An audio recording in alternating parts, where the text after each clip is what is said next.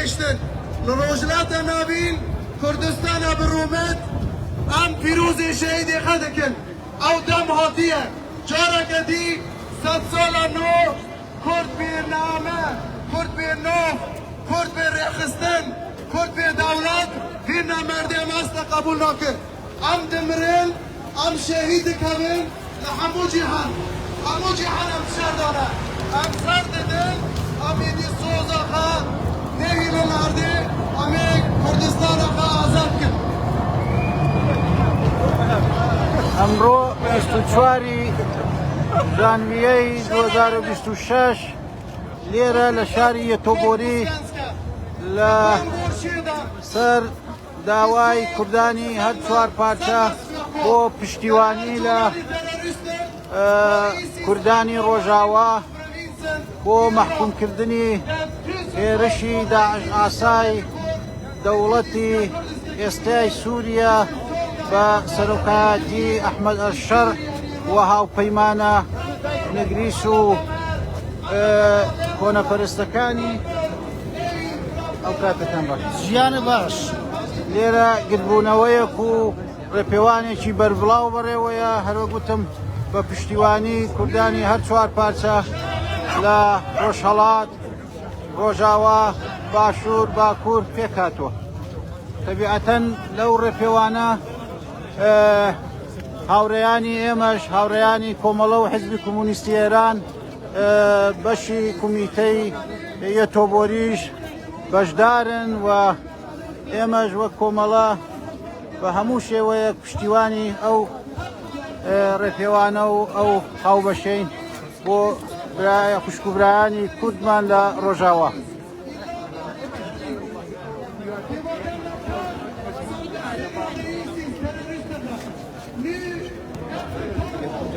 امریکا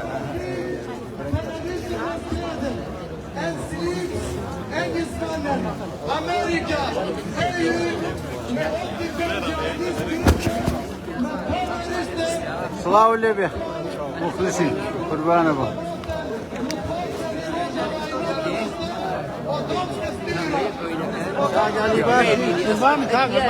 لایوی ڕاستە و خۆی ئەگەر وتەیەکت قسەیەکت هەیە پەیامێک هەیە توانی بیڵێ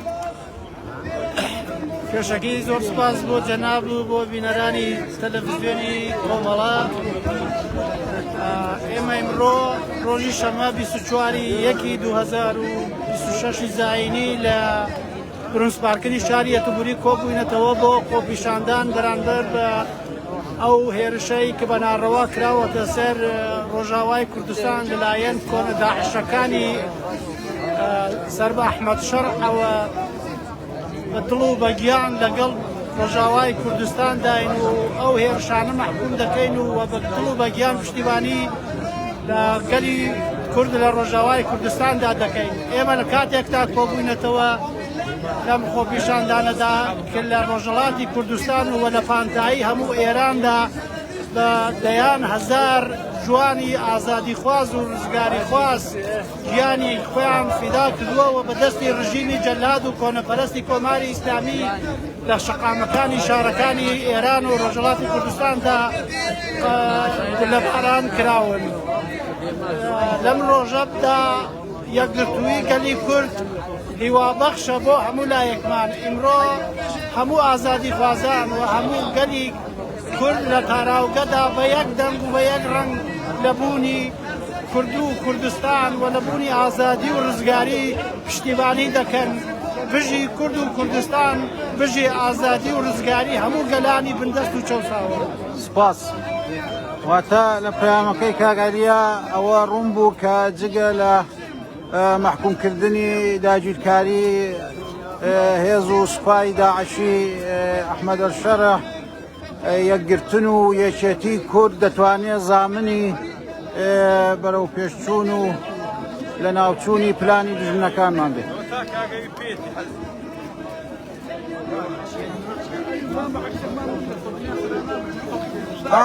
کاک عەزیز دەتوانین قسە بکەیت فەرموو پەیامی خۆ بگەێنە ئەوە ڕاستە و خۆیە بۆ ئاگادار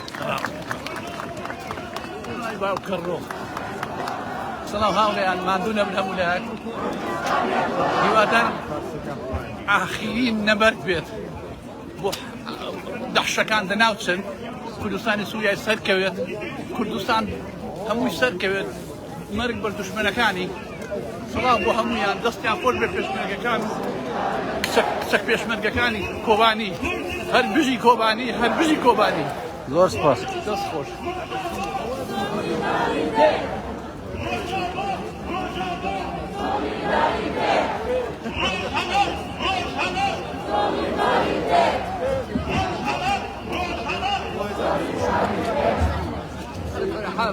مخلصی قربان بم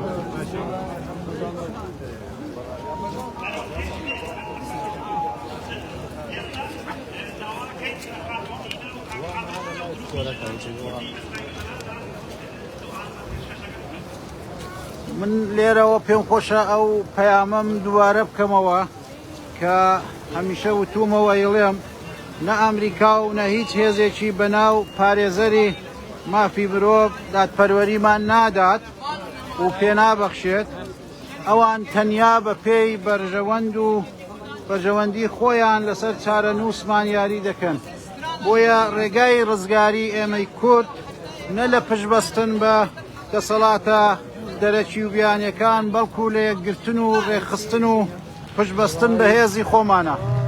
هەر بژی کورد و کوردستان بژی ڕۆژاوا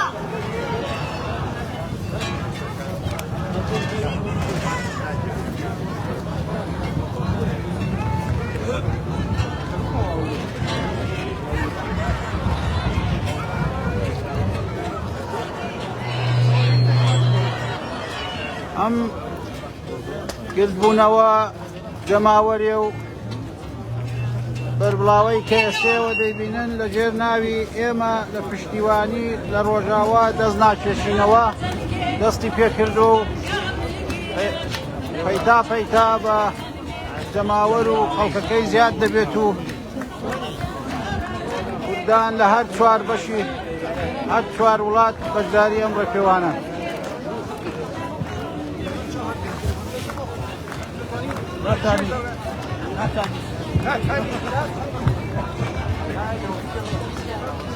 یان ئەو کاتتان باش باشن ئاوا بوەستم ئەگەر پەیامێکتان هەیە توان بگێنە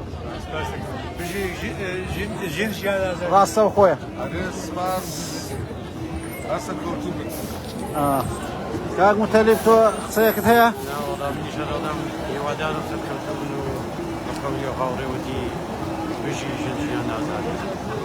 بێشک یەکگرتوویمان ڕەمزی سەرکەوتنە ڕەمزی گەیشتن بە ئاوات و خۆزگەکانی گەلی کوردە لە هەر چوار بەشی کوردستان. ئەو کاتەوە باش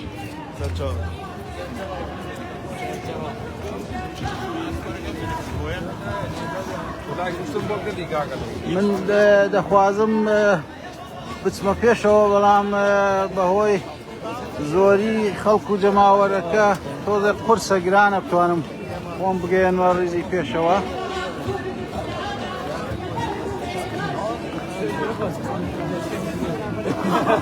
لێرەش بەشێک لە هاوڕێیانی کۆمەڵە و حزبی کۆمۆنیستی ئێران کومیتەی تۆبۆری حزوریان هەیە. هاوڕێیانە و کاتتان باش ئەگەر پەیامێکتان هەیە توانن بیگەێنە. والله سڵاو ڕێزمان هەیە بۆ هەموو خەڵکی کوردستان بۆ بینەران و بیسەران داوا لە هەموو ئینسانێکی شۆڕژێر ئینسان دۆست هەر کوردێکی کە لە هەر جێگایەک هەر ئینسانێک دڵی بۆ ئینسانیت لێدەدا بێتە مەیدانی ئەوڕۆ.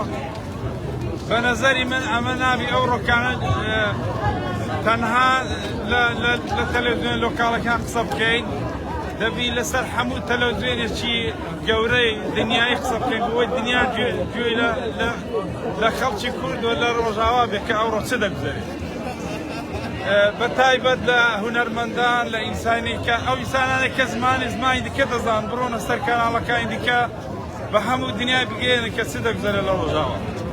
ڕێز و سڵامان هەیە دەگەڵیانی حتا ئاخرین قەبتەی خوێن. زۆر سپاس کەواتە هەمومان یەکدەنگ دەڵێین سەرکوت و شەڕ مەحکوم دەکەین بەڵێ بۆ مقاومەت بەڵێ بۆ بەرخۆدان بەڵێ بۆ یەکێتی گەلی کورد بەڵێ بۆ یەکێتی گەلی کورد بەڵێ بۆ ئازادی بەرە بۆ بەرابەری داوا لە هەموو ئینسانێکی دەکەین کە بێتە سەر مەیدانێ و دەنجی خۆی بە هەموو دنیا بگەێنێ بە هەر شێوەیەک کە دەتوانێت. زۆر کاکەوە فەرموو. سڵاو بۆ جەماوەری ڕاپەڕی و لە کوردستان، سڵاو بۆ هەموو ئینسانێکی شۆڕژگێر کە ئەوڕۆ پشتیوانی دەکات لە ئەو هێرشەی کە لەلایەن داعش و بەکرێگیراوان دەکرێتە سەر ڕۆژاوا. ئێمە پشتیوانی دەکەین لە ئاعتراز و ڕاپەڕینی گەلی کورد لە بۆ پشتیوانی لە ڕۆژاوا و بۆ ئەوەی کە ئەو گەلە سەرکەوێ. ئێمە دەبێ بە هاوپشتی و بە یەکێتی و یەکگرتن بتوانین جارێکی دیکە کۆبانێ و دەوروبەر بکەینە مەیدانی تێکشکان و ڕاماڵینی کۆنەپەرستان لەو ناوە سەرکەوتوو بێ بزوتنەوەی شۆڕژگەرانەی ڕۆژاوا بژی کورد بژی یەکگرتووی نەتەوەی گەلی کورد. سپاس بۆ تۆ کاکەوە هاوڕێ بێزادە و کاتەوە باش. پەیامێکت هەیە بۆ ئەم ڕۆژە؟ بە هیوای سەرکەوتنی هەرچی زووتر هیوادارم کە ئەو سەرکەوت داعشانە ڕابسەڵێنی و لە تۆڵمان ببنەوە.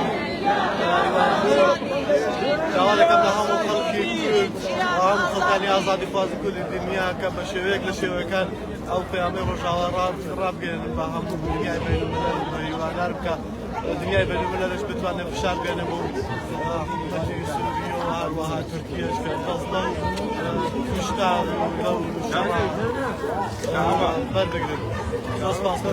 دەستە خۆش بۆ دۆستە کاک خالیدە و کاتەوە باش. کاک ئەبە بەخێر بێ خۆشحاڵم لێرە دەتبینم. هیوادارم تەندروستیشت باش و باشتر بێت و فەرمو پەیامی خۆ بگەێنە. پێیان من هەر ئەوەیە کە خەڵکی کوردستان دەبی هەم یەکگرتوو بێ هەم دەی خۆ ئەمەدەکە بۆ زۆر شت بەڕاستە ئاوادان نەنیشی ئەو پەرسو وایی دانا لە کوردستان سەر قسێ دەکەن ئەو کارێ کە دەستیان دەیکەن معلومە خۆ فاشیزم هەندە زۆرە هەر کرێ نەبووە تورکیە لەی فاشیزمترە وڵاتانی دنیاش دەزانن ئەوانی دەنگێ ناکەن هیچیان زۆر ڕاست خەڵکەی کورد ئێران ئەگەر لێ هیچیان نەکرد. ڕاست ئێمە پێمان وایە نە ئەمریکا و نە وڵاتانی ڕۆژاوایی یا هیچ هێزێک لەژێر ناوی پارێزەری مافی مرۆڤ دادی گەلی کورد نادا مەگەر ئەوەی کە یەکێتی و یەکبوونی کورد خۆی نەبێت. خۆی دەبی بەدەبی خۆ بەڕاستێنە هیچ کەس چون ئێمە پێمان وایە ئەوان بەکارمان دێنن. دادە زێنەب سڵاو فەرموو پەیامی خۆ بگێنە. پێیام سوخا بۆ مرکێزانی دنیا ئەمریکا وڵاتە ئەوروپایەکان یعنی کەلیمە منیە پێی بێنمە سەر ڕاستە و بیرسم بە دەری سوێری دەڵێوانە چیکەم بەسکریبە ئوت یا ساکلان یعنی هیچ کەلیمەیەکم نییە بیرسم کە چەندە وەحشین چەندە بێوەفان وڵاتە ئەوروپایەکان لە پێش داوان ئەو وڵاتە بێشەرەفانە هیچیان ئەوانێک نینە حازر نین هەتا کوێن لە ئێخبارەکانیش باس بکەن خەتڵحامی ژن و منداڵ دەکەن بێشەرەفانە.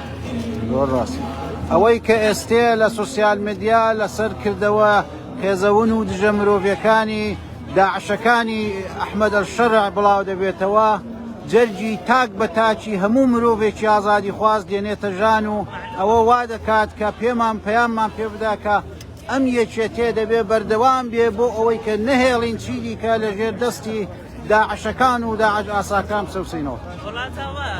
وڵاتەوی کوردەوی ئاخڵ بێنی بەسە هشت بێگانە نەسپێری بێگانە مش بە بێگانە سپاردن یعنی غەڵەتێکی گەورەیە ڕاست ئەمریکا و تورکیە بردیان لێوێندانەوە تورکیە و ئەمریکا دەبێت ئەمریکا ئینسان هەستە ڕۆژتە و دوا بەرە لەسەر ناحەقی ئەی ئینسان تاکەی بێدەنگ دەمێنیەوە طبعا أتم مدەجات من بڕۆ لای أها كات سليماني قاسمي أو كاتو باش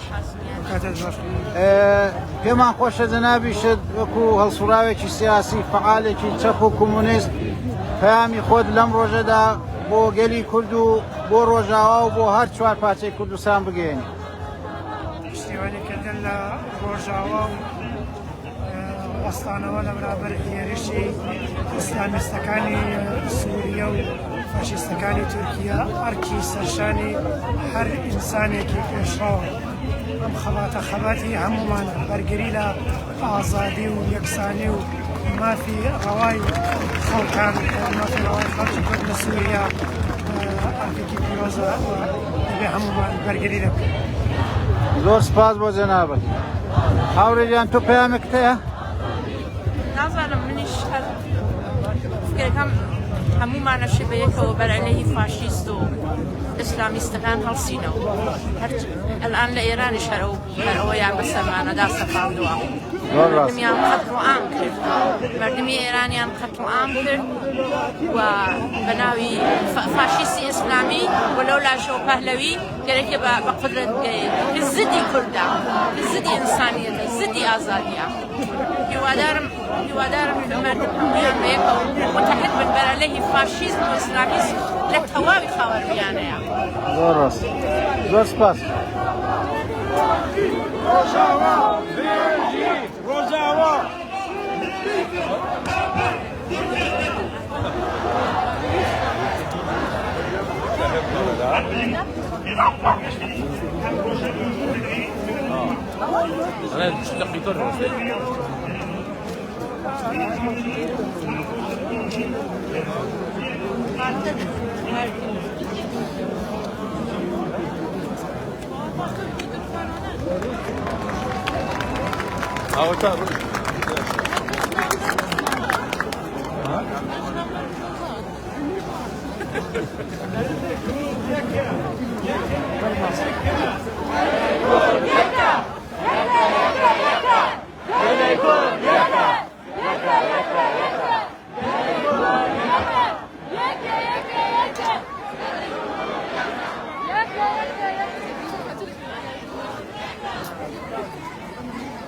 Kära vänner, kamrater, systrar och bröder.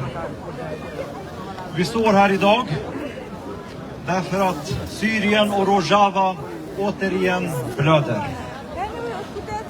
Därför att våldet trappas upp. Därför att civila människor, barn, kvinnor, äldre ännu en gång tvingas betala priset. Det som händer i Syrien just nu är inte något avlägset. Det är inte abstrakt. Det berör oss här i Sverige. Det berör familjer, släktingar, vänner och hela vårt gemensamma ansvar för mänskliga rättigheter. Det som sker just nu är oacceptabelt. I veckan har vi socialdemokrater lyft den allvarliga situationen i Syrien i riksdagens utrikesutskott och i EU-nämnden. Och vårt budskap är glasklart. Våldet måste upphöra. Vi kräver ett omedelbart eldupphör. Vi kräver ett stopp för alla stridigheter, för civilbefolkningens säkerhet, för att vård ska nå fram, för att humanitärt bistånd ska kunna levereras. Ingen människa ska behöva leva mellan bomber och blockader. Kära vänner, vi glömmer inte kurderna. Vi glömmer inte Kobani. Idag är staden återigen belägrad. vatten, mat, el tillåts inte passera. Och idag dog 4 barn. Inte av bomber, utan för att de frös ihjäl i kylan. Vi glömmer inte motståndet när världen stod och såg på. Vi glömmer inte de tusentals liv som offrades i kampen mot IS och Daesh. När världen hotades av terrorism stod kurdiska styrkor längst fram med små resurser, med stort mod, med ett enormt ansvar. Kvinnor och män, sida vid sida, inte bara för sina egna samhällen, utan för hela världens säkerhet. Detta förpliktigar. De länder som deltog i den internationella koalitionen har ett särskilt ansvar idag att stoppa de pågående attackerna och att skydda den befolkning som en gång stod i frontlinjen för oss alla.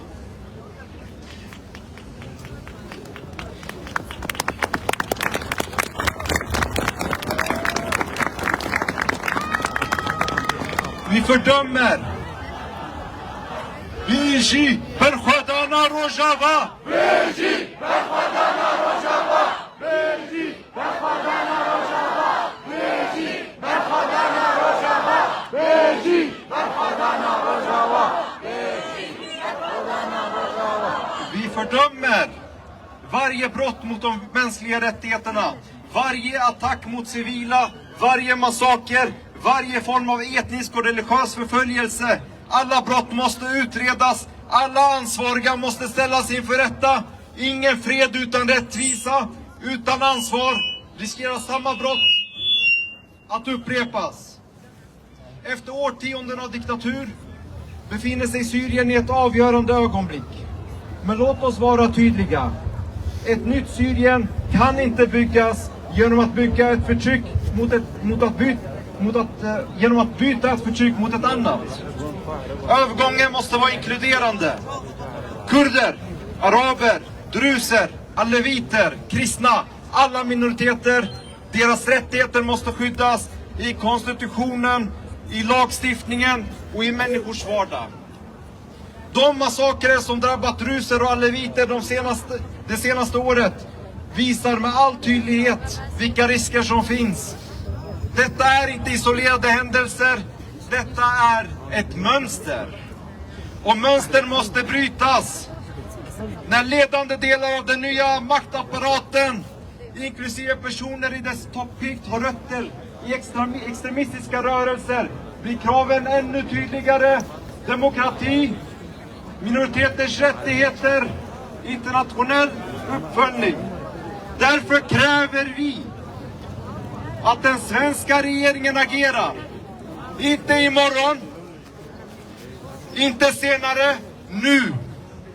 Alla diplomatiska och politiska verktyg måste användas för att förhindra en ny humanitär katastrof i Syrien.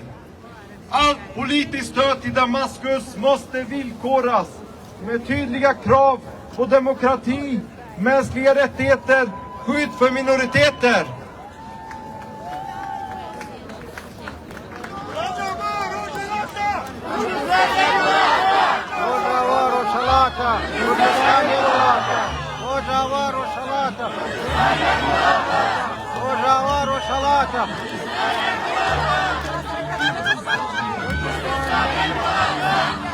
Kära vänner, ett nytt Syrien kan aldrig byggas på våld, inte på hämnd, inte på uteslutning. Det kan bara byggas på respekt, på jämlikhet, på trygghet, på tron på alla människors lika värde. Det är därför vi står här idag.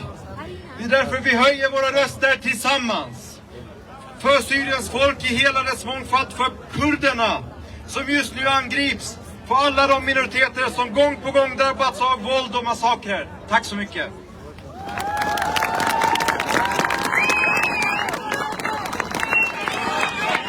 Jaka, jaka, jaka! Kurdistan jaka! Jaka, jaka, jaka! Kurdistan jaka! Jin, Jian, Kurdistan! Jin, Jian, Kurdistan! Jin,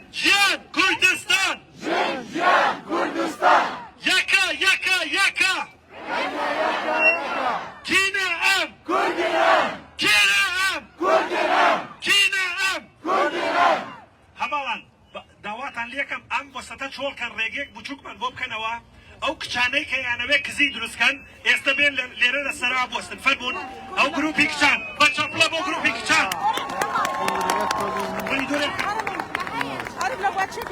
Alla tjejer som skulle fläta hår kom fram. Det var många tjejer som stod långt bak. Kom! Jian Azadi! Jian Azadi! Jian Azadi! Jian Azadi! Jian Azadi! Jian Azadi! Vänner, ni måste backa lite till. Vi vill ha en korridor som vi kan filma. Backa 1 meter från varsin sida. Backa kan ba qurbantan, backa kan det. Destan خوش. همو کچانێک هەیە لە تا بکەن فەرمون بەسەرە جا ئێستا گەرەتانەوێ ویدیۆ بکەن جوانە ویدیۆ بکەن بەکا بکەن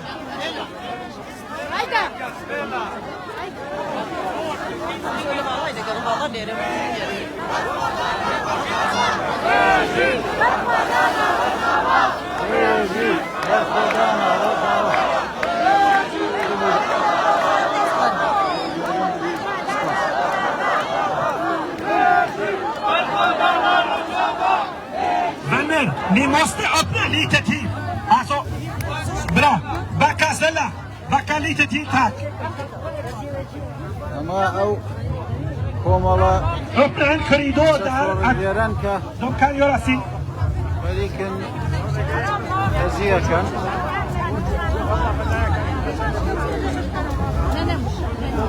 والله قربالها قولي تفهم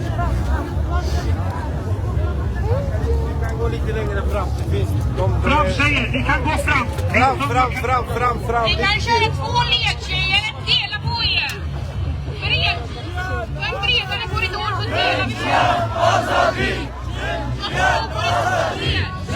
Jian Azadi! Jian Azadi! Jian Azadi! Azadi! Jian Azadi!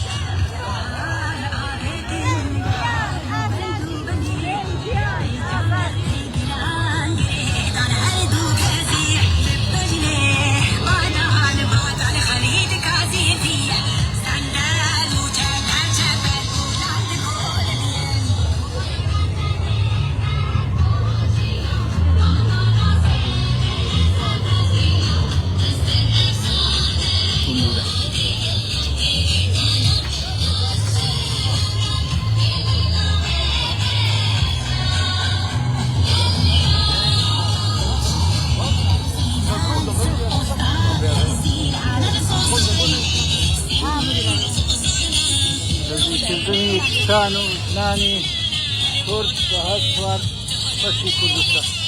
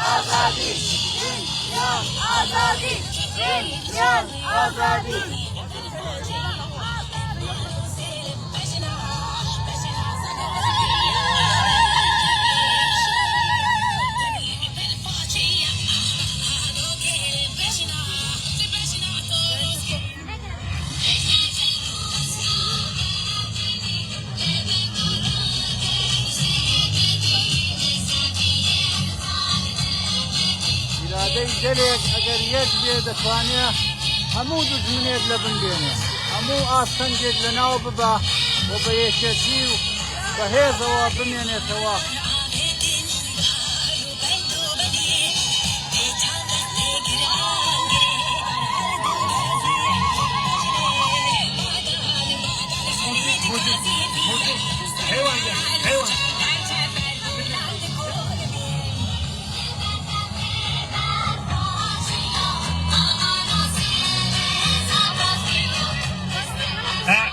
Havalan, de som är klara med sina kazi, fram, är ni ställa fram. Så vi promenerar framåt, sen ni kan dela er bland folket.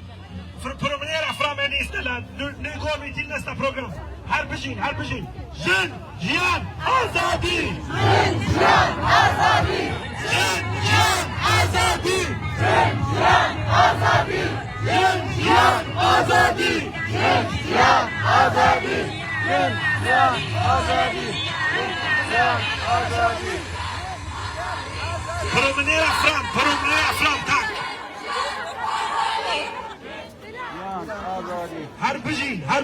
Harbejin! Yaka! Kurdistan yaka! Yakawa! Yaka! Kurdistan yaka! Kurdistan! Solidaritet! Kurdistan solidaritet! Rojava! Solidaritet! Rojava solidaritet!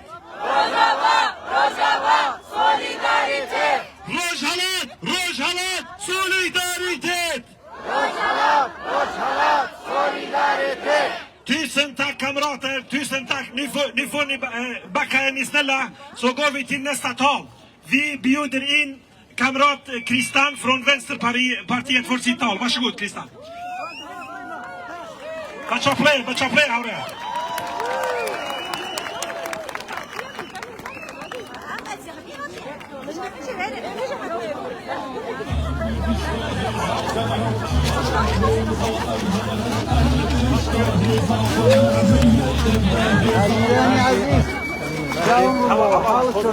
عزيزي عزيز Tjoni, jag heter Christian de Sousa och kommer från Vänsterpartiets nationella partistyrelse. Otroligt att ni är så många här idag i den här kylan. Hej Roshan. Väldigt fint att se alla här när vi når av nyheter om de militära sammandrabbningarna men också om det barbariska mördandet av civila. Att man stänger av elen och fryser ut hela bostadsområden. Vi kan läsa om detta i de svenska tidningarna, men man får aldrig sammanhangen, intrigerna som ligger bakom det här mördandet. För som både Abdullah och Roshan sa, när IS hotade hela regionen så var det de kurdiska soldaterna som vände hela historiens lopp och befriade området. Man besegrade barbariet och på den tiden så var den svenska regeringen med och beväpnade SDF. Nu tiger regeringen. I de samhällen som då kunde rensas från extremismen så kunde man bygga upp under kurdisk ledning ett nytt samhälle som skilde sig från de andra samhällena som fanns i närområdet. Ett samhälle baserat på jämlikhet och på jämställdhet eller socialism om ni så vill. Och det är lite därför som man går till angrepp nu. I Rojava tändes hoppets blås för människor över hela Västasien. Det var ett annat sätt att leva i ett närområde som annars präglas av sekterism och förtryck. Vi glömmer inte detta. Vänsterpartiet står bakom de kurdiska styrkor som idag försvarar det fria Rojava. Det finns, som jag sa, ett stort sammanhang. När den syriska presidenten tillträdde så jublade många i framförallt västvärldens regeringar. Men vi andra, vi anade rörelser i skuggorna. Och det dröjde inte länge innan bödlarna lösgjorde sig från skuggorna. Förföljelser av etniska minoriteter och religiöst oliktänkande, det går hand i hand med hans allians med NATO och Turkiet. De har som mål att böka efter mer olja och mineraler i Syrien. Den franske presidentens sms till Trump nu i veckan, som blev offentligt, visar ju att de har som plan att skapa ett nytt lydrike i Syrien tillsammans. Till sin hjälp har man ännu en gång schakalerna i Al-Qaida, Al-Nusra och hyrsvärden ifrån Turkiet. Vi i Vänsterpartiet ser vad som händer och vi agerar i solidaritet. I veckan tog vi också upp det här i riksdagen och där reste vi våra krav till regeringen så här.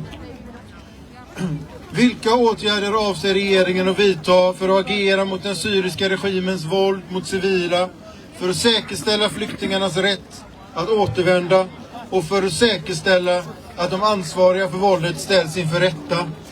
Vi väntar fortfarande på svar och kommer pressa regeringen kring detta. Vi kommer använda våra mandat och våra allianser i EU för att försöka förmå EU att agera. Vi är med er kamrater. Barbariet kommer inte att segra. Tack för att ni lyssnade på mig. Tack för att ni kom. PG Kurdistan.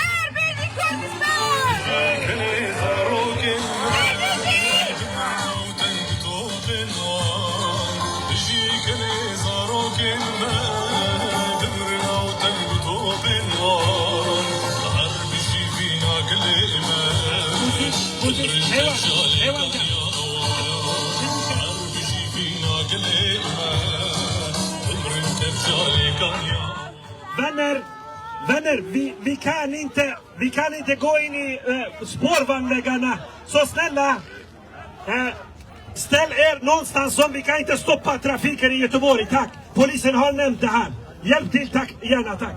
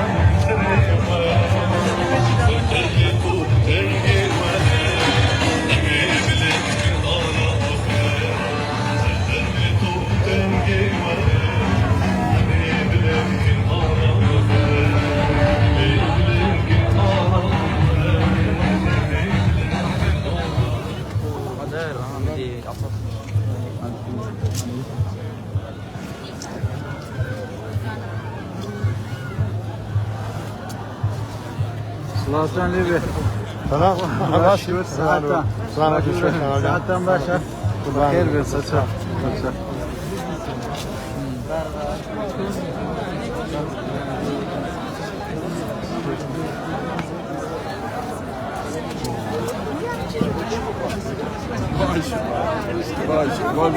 Aslan başı muhlasın.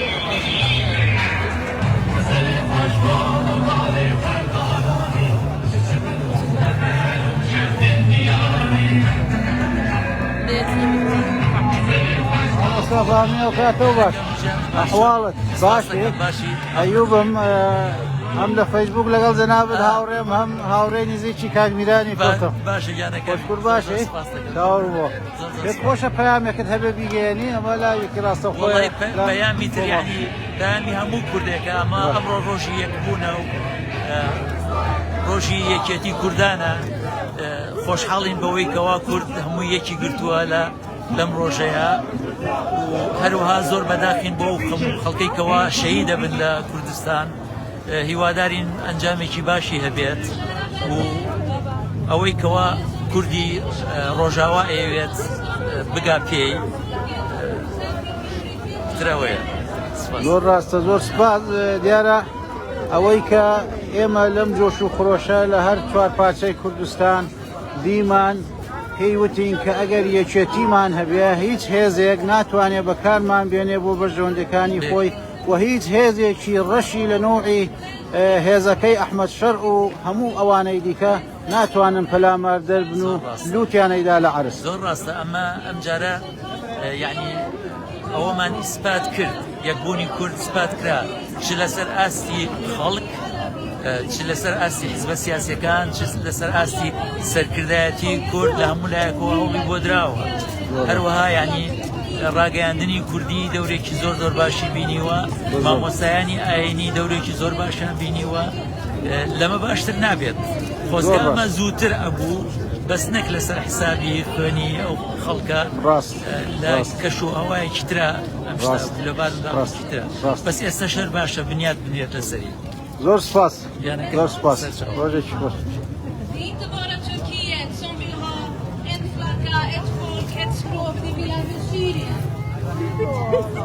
De vill även Sverige. Därför tvångsassimileras befolkningen. Därför kriminaliseras flickor. Samhället segregerar femicid. Därför behöver vi påminna världen om att försvaret av den populära kurdiska rörelsen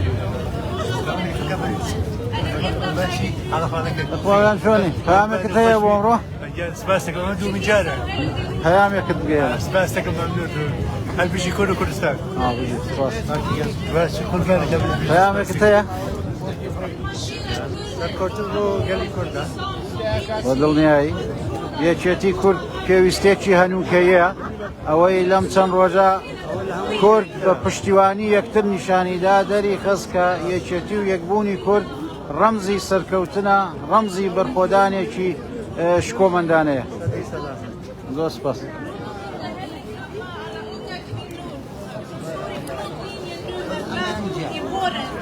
Som huggormar på sina axlar, som strider i andan, och Samina Jansus, av Leila Shailemez, av Fidan Dovan, och lär oss allt vi vet om att kämpa och att älska. Vi står med dem härifrån och höjer deras röster i vår egen melodi. Frihet till Nudem Durak, till Pakshan Azizi, till Verishe Muradi, Jinjian Azadi.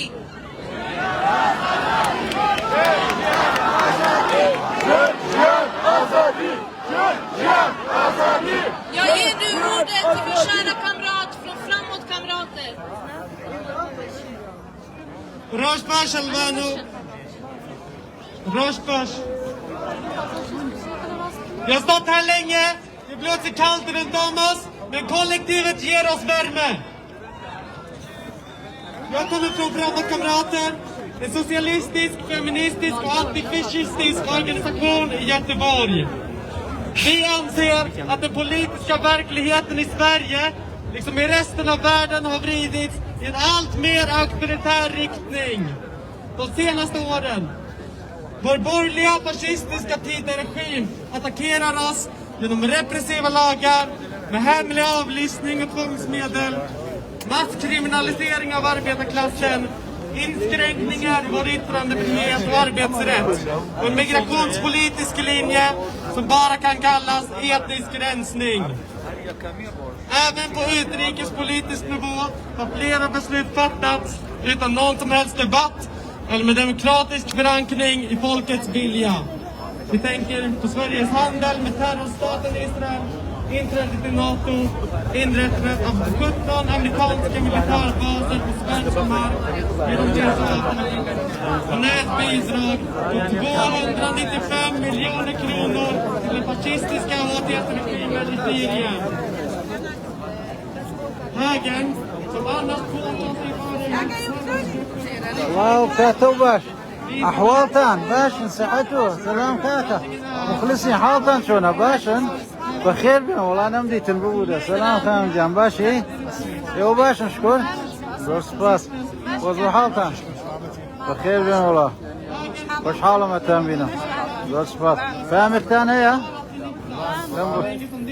جنجيان آزادي يعني من هلوية بدنياي جنجيان آزادي أويكا زور جيد الخوشية أويا كدبينين كرداني هر شوار باش هر شوار بارسي ولات لروشالات وتار وجاوا وباكور وباشور دبينين ليرة لم قلبونا وبربلاوة كوبونا توا وبيامي هاو بشتي خويان ددن بجوين ياران ودجمناني قلي كرد وأواني شان ددا كبراستي برخودان رمزي سركوتنا يقرتن رمزي سركوتنا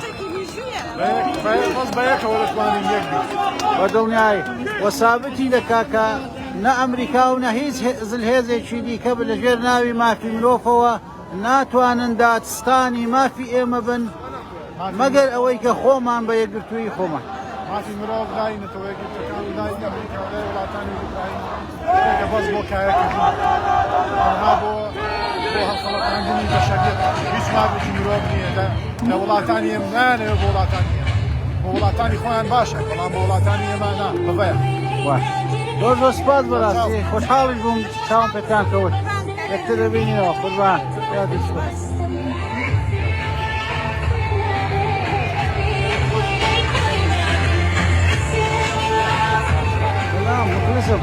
حالك شلون باشا؟ تم باشا؟ بخير به.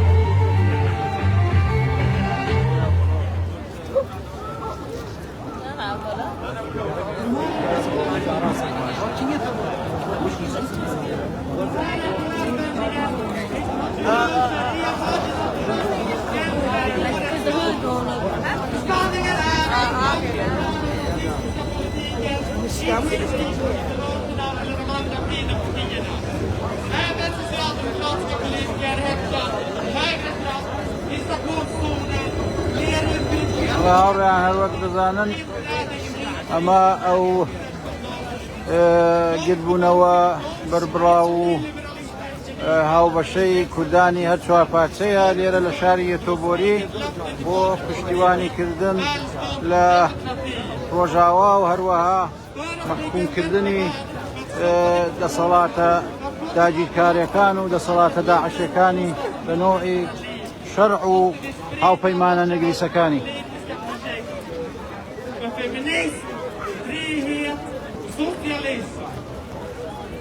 Trots omfattande attacker, trots att kamraterna dör och torteras, martyrer, gravar, plundras, berättar kamrater på plats i Rojava och ramen av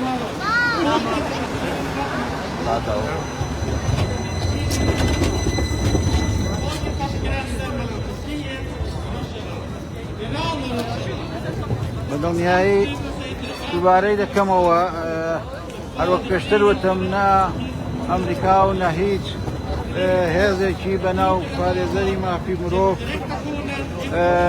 ناتوانێت دادپەروەریمان پێ ببەخشێت بۆیە من پێم وایە ئەوان تەنیا بەپێی بەرژەوەندی خۆیان لەسەر چارە نووسمان یاری دەکەن بۆیە ڕێگای ڕزگاری ئێمەی کورد نە لە پشتبەستن بە دەسەڵاتە بیانەکان بەڵکو بە دەرەجەی یەکەم لە یەکگرتن و ڕێخستن و پشتبەستن بە هێزی خۆمانە بژی بەرخۆدان بژی یەکگرتن بژی هاوپشتی هەر چوار پارچەی کوردستان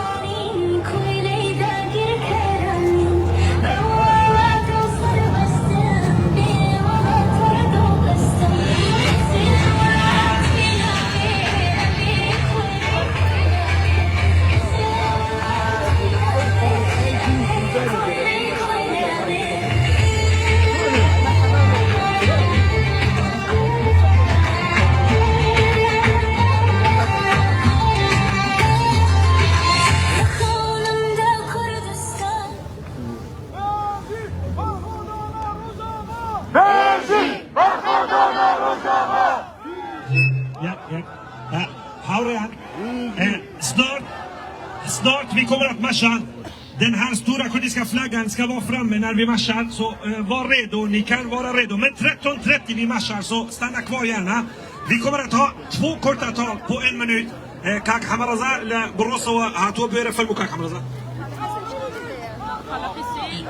وخيراتنا همنا كانكم إن شاء الله هم شيء قلتوا بي بلكو بلا شعراء أي كردينا أي مردينا بادز لنا ودسكين همو بو برزيتي خاكي وطن بو يكيتي بچين همو كردين همو كردين همو أجدادي ما شراني كرد للري خاكا بمردي مردن رزين بون بو خاكا وطن دايق وطن كاكا أي وطن مفتوني تومو شي وطن بير كوتوا وقتی بندی و ئەسارەت بێ بەدەوق و کۆتەوە ئەی وەتەن واتیە نەگەی شەق و تێهەڵدان و زیلەت تۆی لەبیر بردۆتەوە عەشقی تۆ بە جۆرێ لە دڵما ئاگری کردوتەوە گەردی جلە و فراتی بکەیتە سەر تا ئەبەد گر و کڵپە و برێسەی ناکوژێتەوە شەرتە بە شەرتی خوا گەر خودا دەستم بدا دوژمنت پەتکەم وەکو سەگ بیخەمە ژێر پێتەوە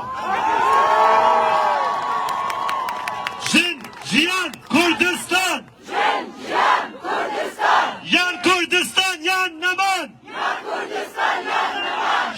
Jiyan Kurdistan! Jiyan Kurdistan! Yan Kurdistan, yan Naman! Yan Kurdistan, yan Naman! Kine am! Kurdiyam! Kine am! Kurdiyam! Kine am! Kurdiyam! Kine am! Kurdiyam! Havalan, sista korta tal från kvinnorna från Västra Götalands kurdiska kvinnokommitté från Västra Götaland. Khatushara, فرمو Khatushara.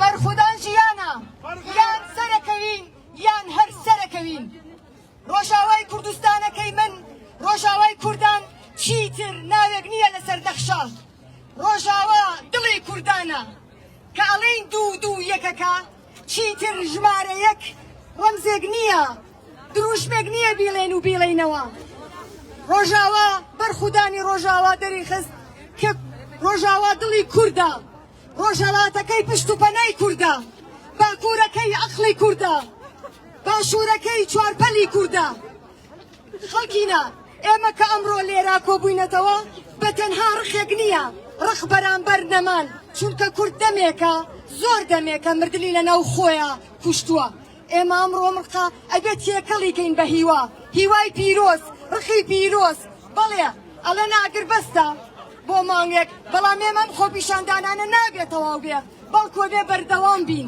چونکە ئەزانین کاتێک لەم دنیاەیە کە پارە و سەرمایە بووە بە خودا هەموو دنیا بەڕێوابە تاکە هێزێک لەم جیانەیە کووردە کە چقڵی چاوی سەرمایەداریە ئێمە ئەتوانین شتێک نەوعێکی تر بژین لەبەرەوە بە هەمومانەوە بڵێین بەرخودان ژیانە ژن ژیان ئازادی ڕۆژاوا ڕۆژهەڵاتە کوردستان یەک وڵاتە دەستێبن دەستی ئێرگیها هەستی دەستێبن دەستی دیریژی جیا بلید بوو دەست بەهێز دڵ باڵ و میر و خۆردەگەڵ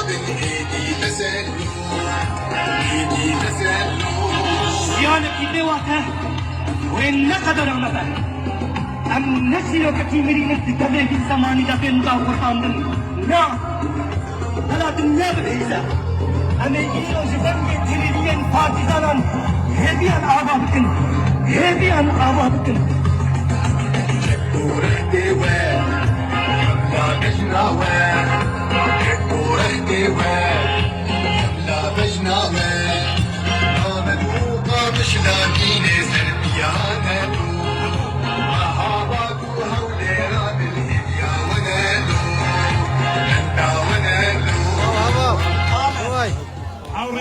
هوريان حبابا مهابا هولي او سنورانيك لبين كردستان دياوا ايدي بيما قبول ناخله اقادار بن لهل بشكي كردستان شورش بيك همو مع السنورة كانوا بزنمو اكيد انا كردستانو كردستان هيكو لا مفتوح كردستان يكو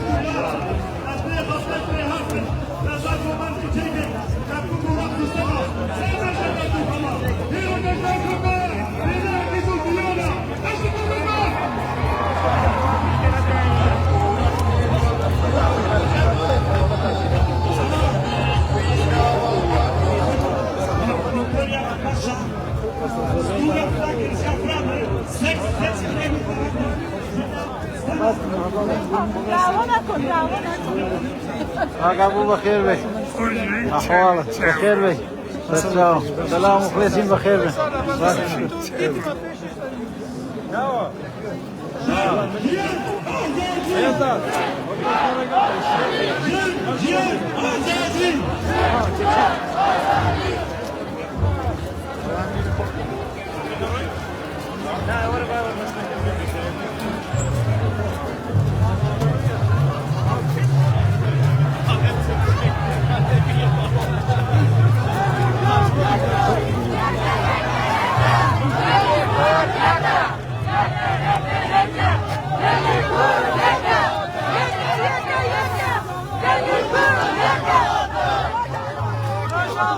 كردستان يا كولاتا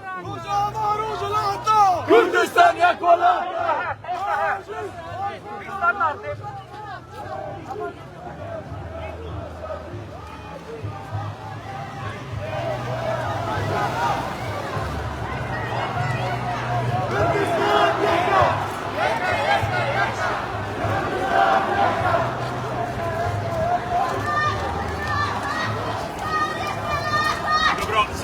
Så länge de kan köra åt det hållet.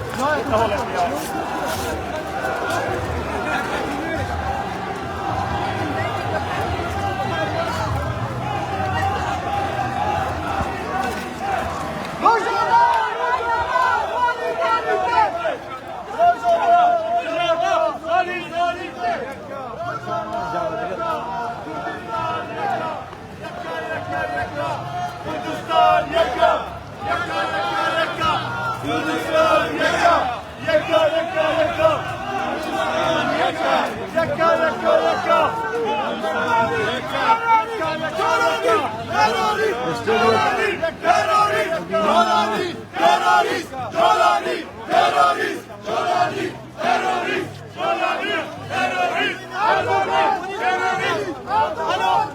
الو بوليس حموي خطيب بوليس خطينا خبر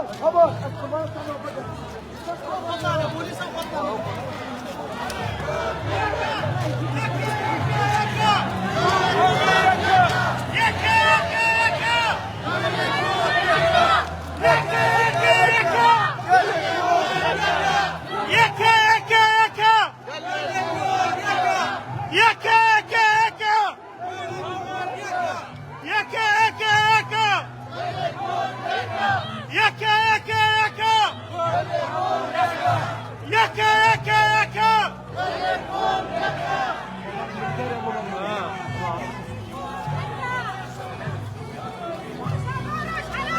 Kurdistan یک ولاتا روژاوا روژاواتا کردستان یک ولاتا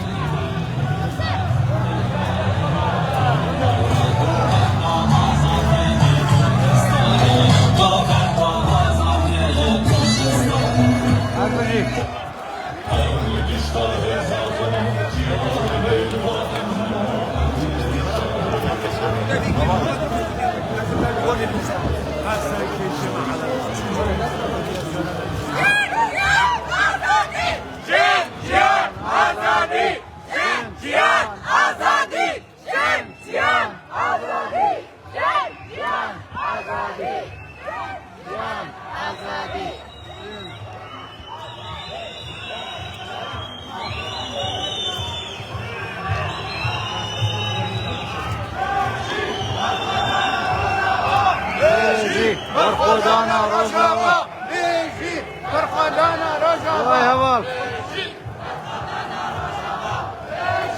برخودانا روژاوا برخودانا روژاوا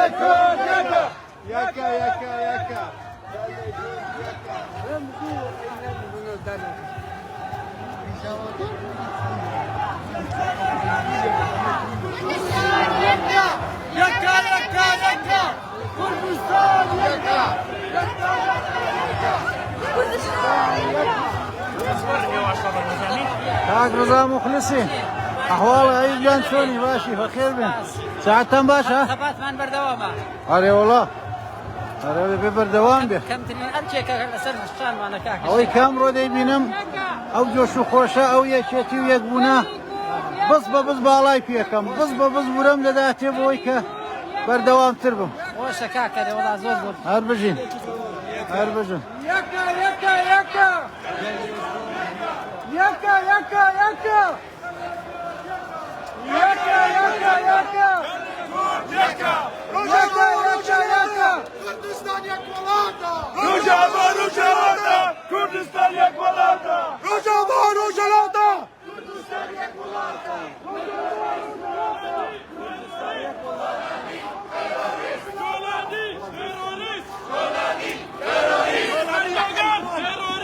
Erdoğan terörist! Erdoğan terörist! Erdoğan terörist! Erdoğan terörist! Erdoğan terörist! Erdoğan terörist! Erdoğan terörist! Erdoğan terörist! Erdoğan terörist! Erdoğan terörist! Yaka yaka yaka! Selam selam. Yaka yaka! Gellikud yaka! Gellikud yaka! Gellikud yaka! Yaka yaka yaka!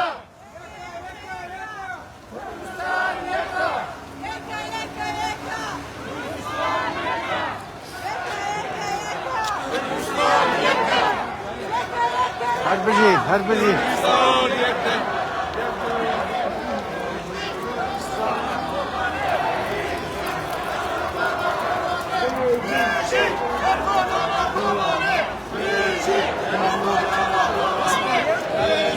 صاروا هلا هربجين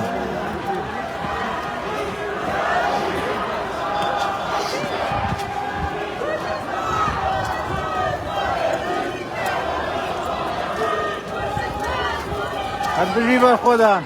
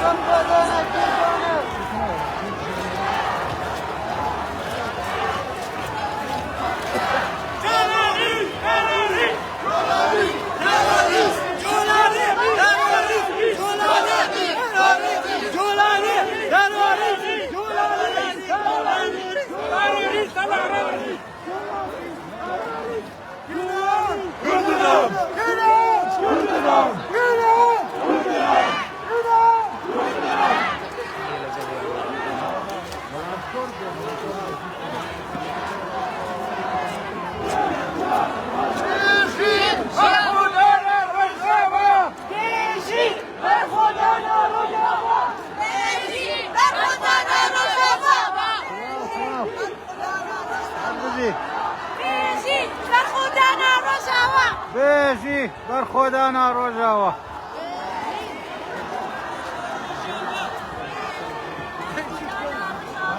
بيجي برخودانا روجاوا هذا صديان مخلصم سلام الله تاكل يا زاجان بيجي برخودانا كوماري بيجي برخودانا كوماري بيجي برخودانا كوماري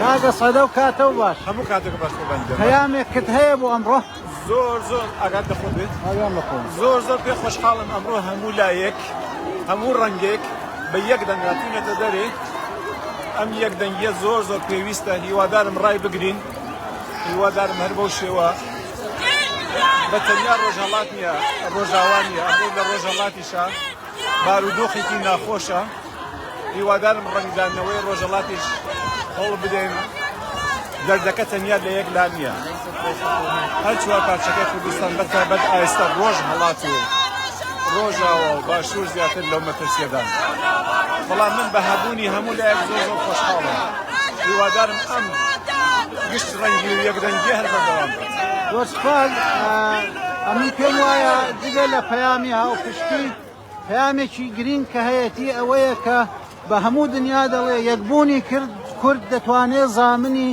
سەرکەوتن و هەموو بابەتێکی بێ و ببێتە چقڵی چاوی دوژمنان و نەتوانن پەلاماردەری کورد بن بێر و لەوێ بێگومان وایە هەدی کاک ئەسەد سرودێک هۆنراوەیەک شتێکرد نییە بۆ بڕیار وا بۆ ئەم ئەفتە بخوێنین بەڵام کەوتە حوتەی داهاتوو زۆر باشە ئەوەش دروشمانداوە دەنگ نەماوە دەی هەر سڵامەت دەبی ئومێدم وایە بە زوودی ئەوە بکەوێتە بەردەستی هەموو لایەک و ئێمەش دەی سوودمەندی چاوەکەین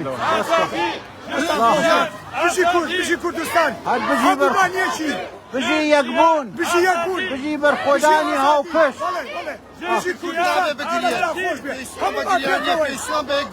یەکبوونی کورد دەتوانێت زامنی مافەکانمان بێ نەک ئەمریکا و زلهێزانی بەناو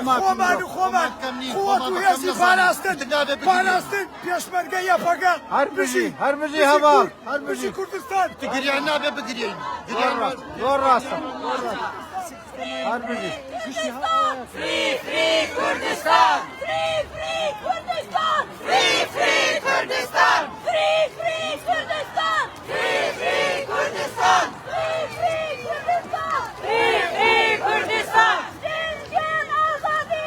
Jinjiyan azadi! Jinjiyan azadi! Jinjiyan azadi! Jinjiyan azadi! Jinjiyan azadi!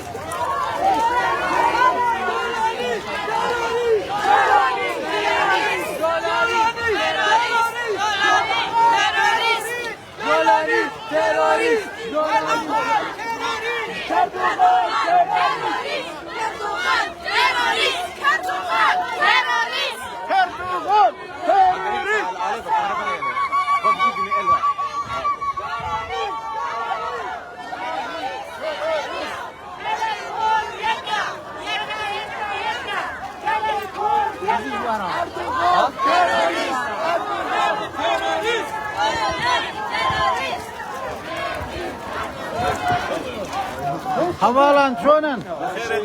پەیامتان یەکە گەلێ کورد یەکە یەکە گەلێ کورد یەکە پەیام کورد یەکە ئەوڕەکانەوە هەموویەوە بۆ ئەوەی کە هاوبەشی هاوخەمی خۆمان لەگەڵ خەڵکانی ڕۆژاوای کوردستان دەرببڕین وە کەسانێکی زۆر ئەوڕەکان لە خۆپیشاندا حازرن لە هەر چوار پارچەی کوردستان و بە دروشمی یەکە گەلێ کورد یەکە زۆر ڕاستە خۆدانی ڕۆژاوا هەر بژین بۆ ئێوەش گەنجان و هەواڵانی تازە نەفەس و تازە هێز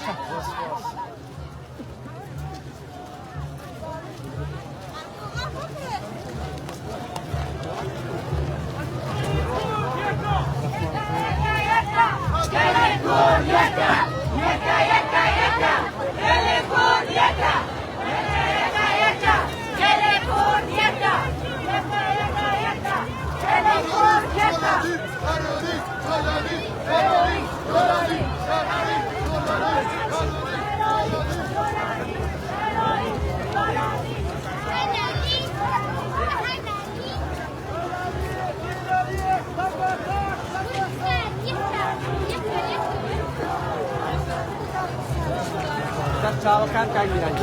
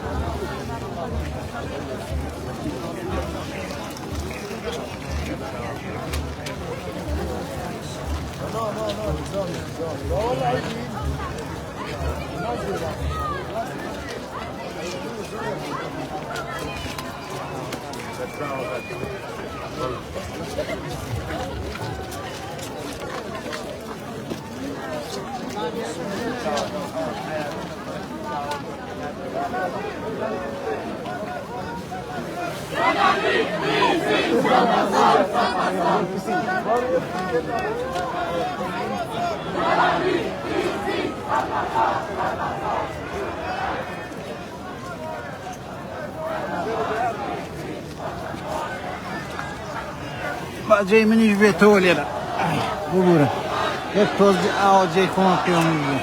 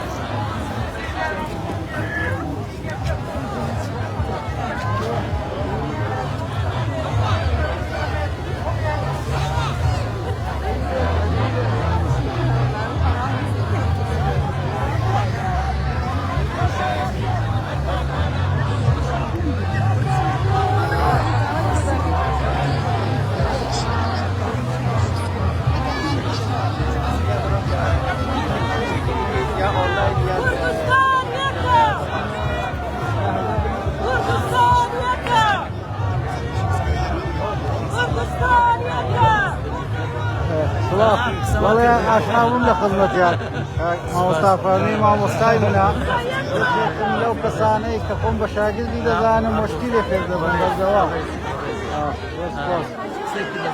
بەڵێ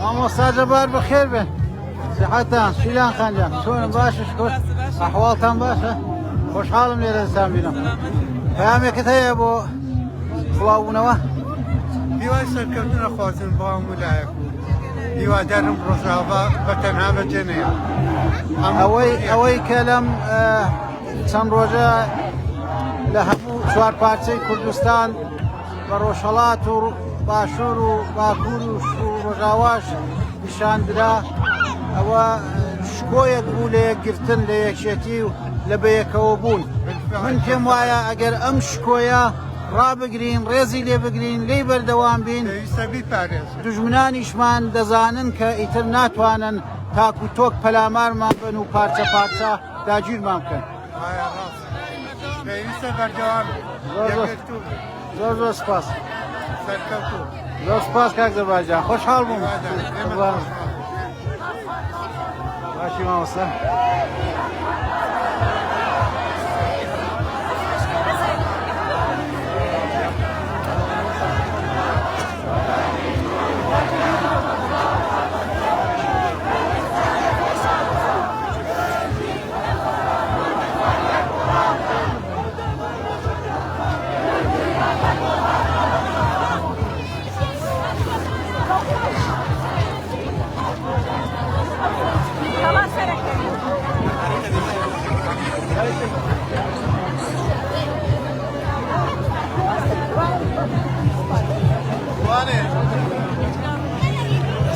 ماندوو نەبن خۆش بیت